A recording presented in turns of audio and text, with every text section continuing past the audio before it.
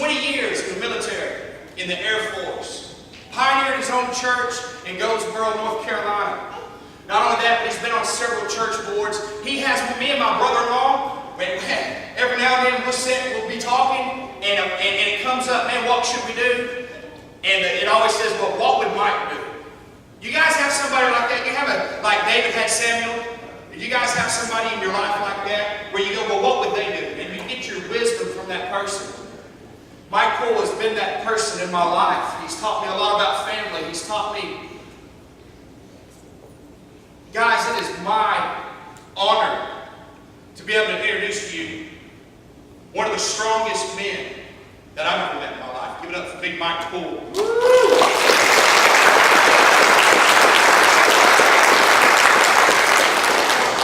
Good afternoon. Good evening, I guess. I was raised in church, like some of y'all probably have.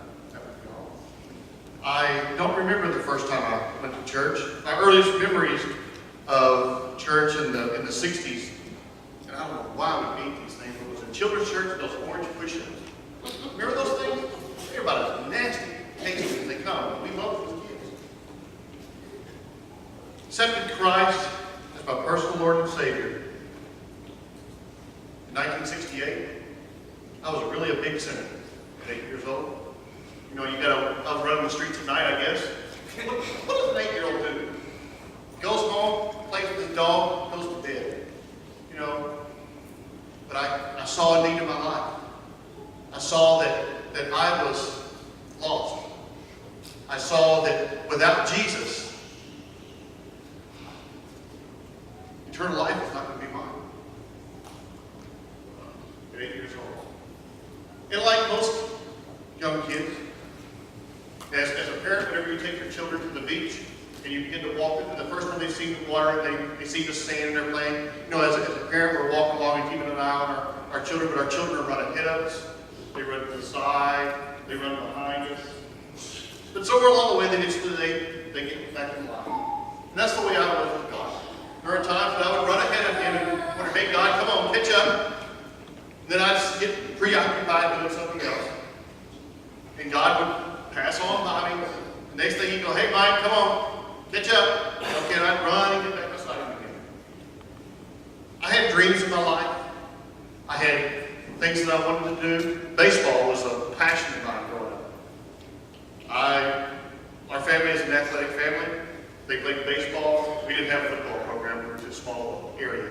But we played basketball and baseball was my passion. And I always saw that one day I'd be on that big field. But God had other plans. 1980, I went into the military, joined the United States Air Force. Served in 6 combat zones throughout that 20 years. Drove my family, my wife, and 4 daughters all over this country and all over this world. Retired in 1980.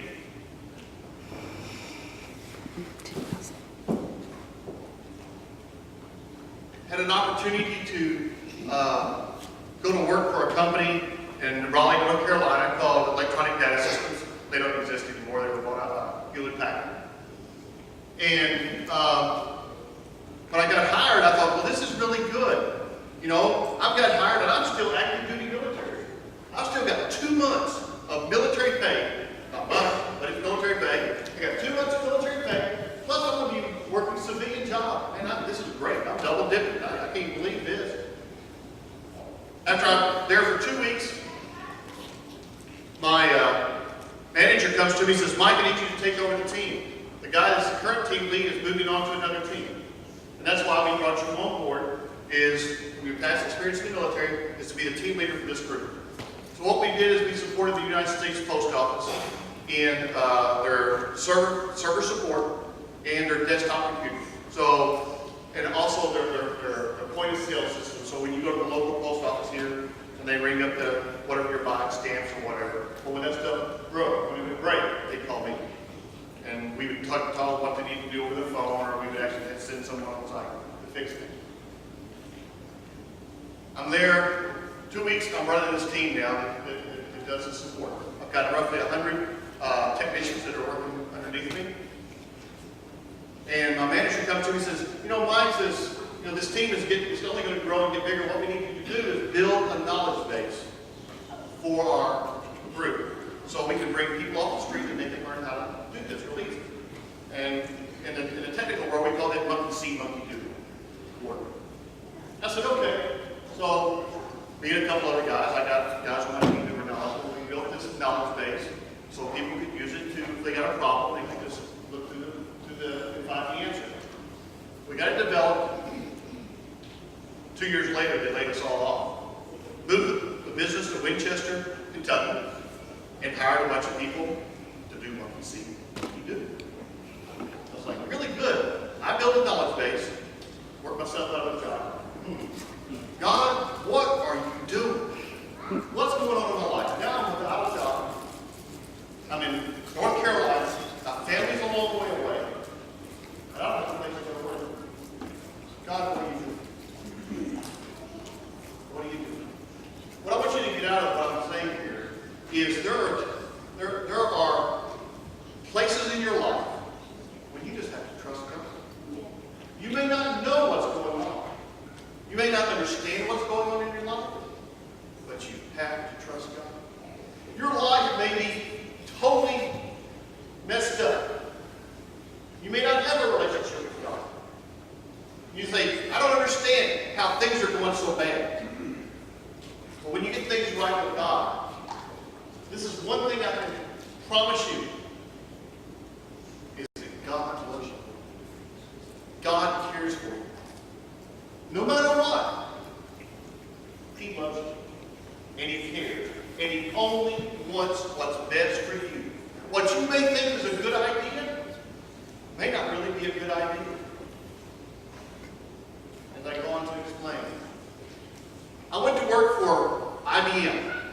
That's who my current employer is. IBM in Raleigh, North Carolina. But I work here. And I still do the same type of support I did in North Carolina. But a period of time with IBM, I went to work in a division that where I do what we call storage support.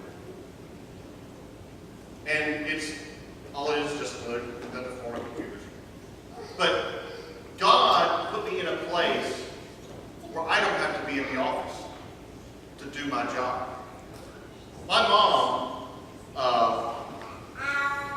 has health issues, and she has an issue with anytime she has surgery, she develops scar tissue, and that scar tissue begins to restrict her organ, it begins to wrap up her organ or her intestines, and begins to strangle. And so it can be life-threatening if it's not dealt with. Well, this has been 2 years ago. Because we've only lived here 18 months, but 2 years ago, my mom was having an issue with that. And so I go home, she's going to go have surgery. When your mother's in their 70s and they're fixing to have surgery, you never know what's going to happen. So I go home, she basically does the surgery, does fine, the doctor thinks everything's okay. And I go back to my work, and I talk to my manager, and I say, there's going to come a point in time that I'm going to have to leave IBM. I'm going to have to move home. There's just no way around it. I'm going to have to move home to be near my mom and be near my family. It's just what they need. He says, okay, Mike. He says, let me talk to our manager up the line. And I said, okay, I just kind of left it at that. 3 months later, my stepfather was diagnosed with liver cancer, stage 3. I thought, oh no. Okay, we don't know how long the time is going to be. So I scheduled some vacation time in September, and I go back home. Come to find out, it's really bad. As you would expect someone to their life to change in a period of a month, he was doing it in days. So I'm there, I'm with my mom. I'm pulling limbs out of her garden and off the trees and stuff, and I mess up my back. I mean, I have to crawl to the house.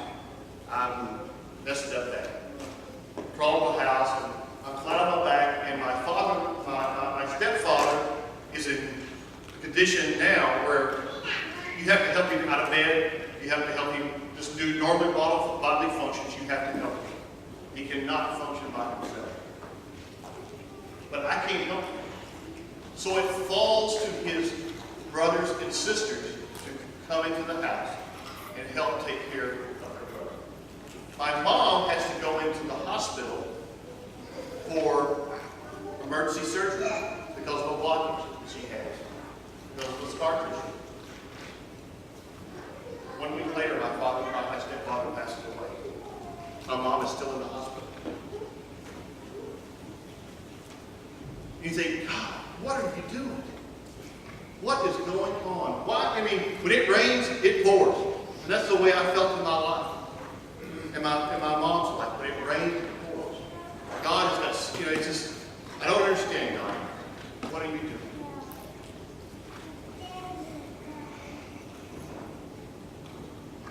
A couple days later, we find out that we're going to be able to buy a house in this part of the country. Move closer to home. But I'm thinking, God, all this is going on, and now you provide a place for us to move. You provide someplace for us to live now. But God, it's in God's time. It's not in my time. It's not in your time. It's in God's time. To wrap this up, God was able to provide a house for us, closed on a house in 30 days. From the time we started the paperwork, to the time we closed in 30 days, we sold our house in North Carolina in 90 days. Now, if you look at today's market, there's people out there that are sitting on houses for years and unable to sell a house. But with God, all things are possible. All things are possible. God sold our house. He's allowed us to move here to a beautiful area. In my wildest dreams, I thought I would never live in a place like this. I mean, in 20 years in the Air Force bases are in a flat land. No trees, no mountains. The planes have a tendency to fly in this. I thought I would never live in a place like this. But God loves us. God cares. He cares for you. The last thing I want to leave you with is that for God so loved the world that He sent His only Son. Whosoever would believe in Him would not perish, but have everlasting. As a child in children's church, I learned John 3:16. We can all quote it, but if you sit down, if you sit back and look at that verse, what it really means, that God loved me, that He sent Jesus for me. He loves you, and He sent Jesus for you. For anybody else. For you. You as an individual. You as a person. He wants to spend eternity. I hope you think about that tonight. When it comes time for you to make a decision, make the right decision. Because you know what? Maybe the last decision you make in your life. Make the right decision.